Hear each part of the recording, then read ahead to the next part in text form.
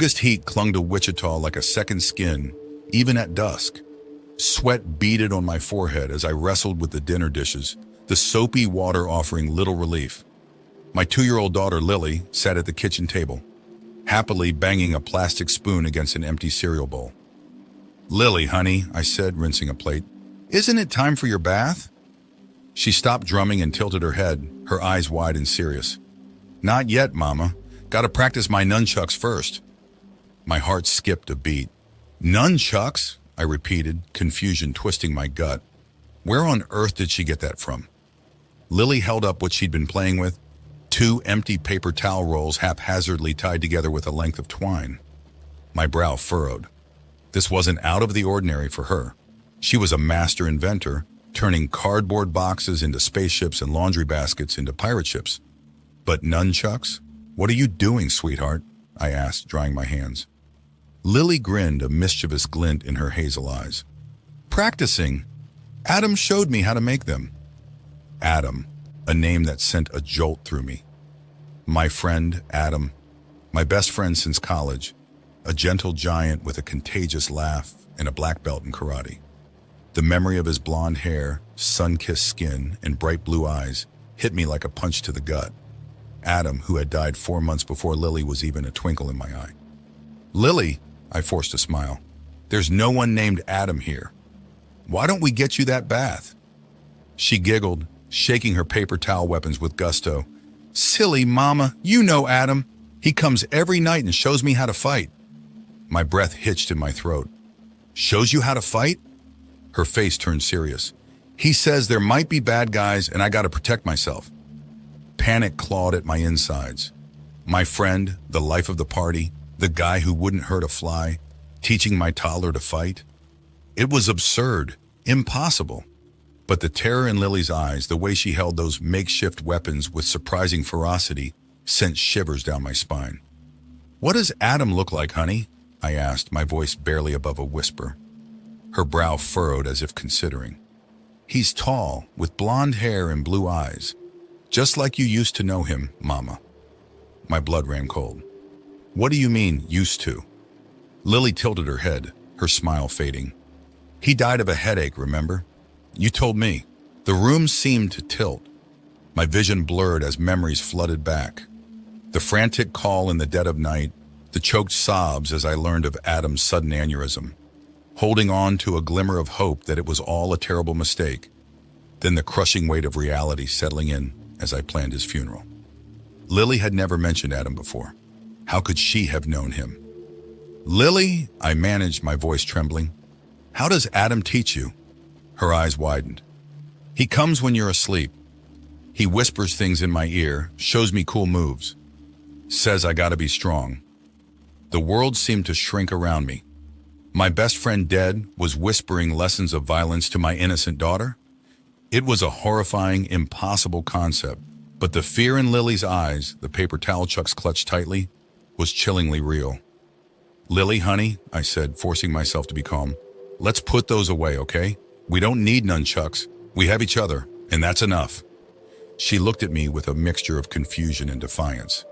But with a sigh, she dropped the paper towel rolls on the table. Relief washed over me, tinged with a chilling dread. "All right," I said, trying to sound cheerful. "Bath time it is." I scooped her up, the warmth of her small body a fragile comfort. As I carried her down the hallway, a draft of cold air brushed past me, sending a shiver down my spine. I glanced back at the kitchen, the paper towel chucks lying abandoned on the table. For a terrifying moment, I thought I saw a faint flicker of blonde hair in the doorway before it vanished. Lily snuggled closer, whispering, "He says I did good today, Mama." The water in the bathtub suddenly felt a lot colder. The following days were a blur of sleepless nights and forced smiles. Lily remained silent about Adam, but the paper towel chucks reappeared every so often, replaced with sturdier cardboard tubes or wooden spoons tied together with string. Each time I gently confiscate them, my heart pounding a frantic rhythm against my ribs. The fear gnawed at me. Was Lily making it all up? Some elaborate imaginary friend fueled by a stray comment about Adam? Or was something more sinister at play? Desperate for answers, I called Sarah, Adam's older sister.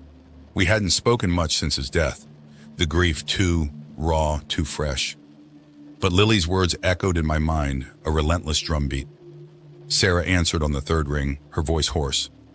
"Hey, Jess," she said, a hint of surprise in her tone. "Hey, Sarah," I forced a lightness that wasn't there. "Listen, I need to ask you something." I explained everything. The nunchucks, Lily's description of Adam, the unsettling feeling that something wasn't right. Sarah listened patiently, the silence on the other end of the line stretching painfully long.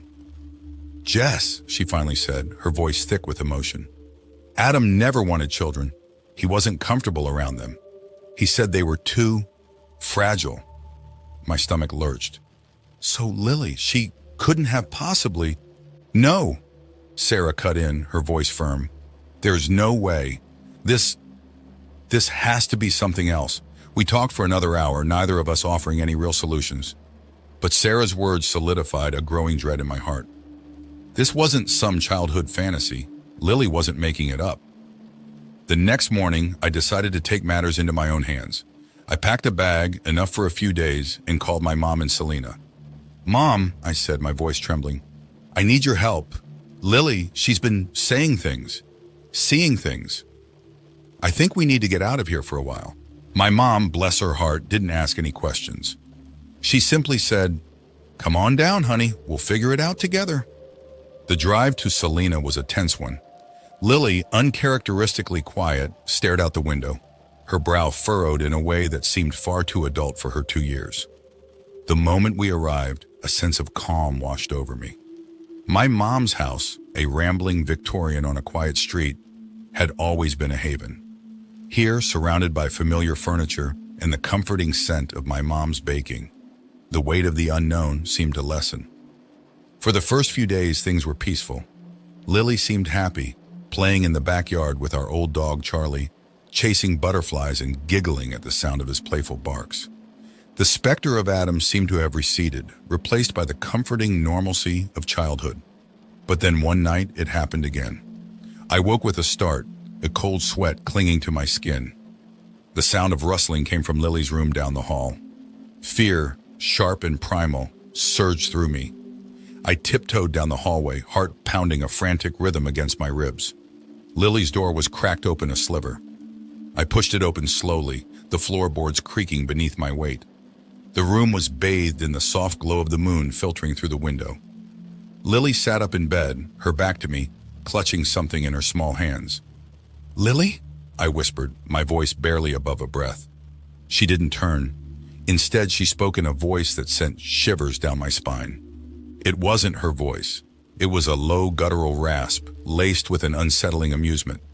"You shouldn't have come here, Jessica," it said. I froze, a scream caught in my throat.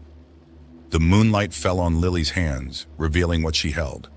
Not a stuffed animal or a blanket, but 2 wooden spoons crudely tied together with a length of red yarn.